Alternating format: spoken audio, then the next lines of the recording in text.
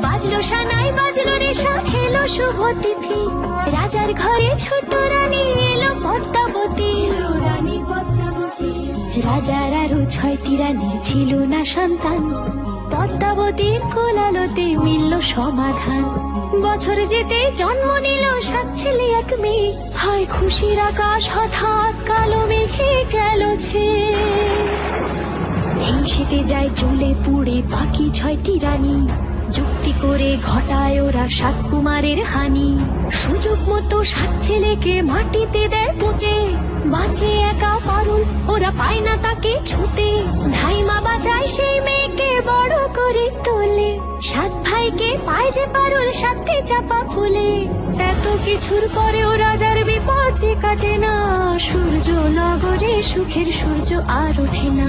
হিংসা বিবাদ বিচ্ছেদ আর প্রেমের কাহিনীতে পারুল বোন কি পারবে 7 ভাই চম্পাকে জাগায়।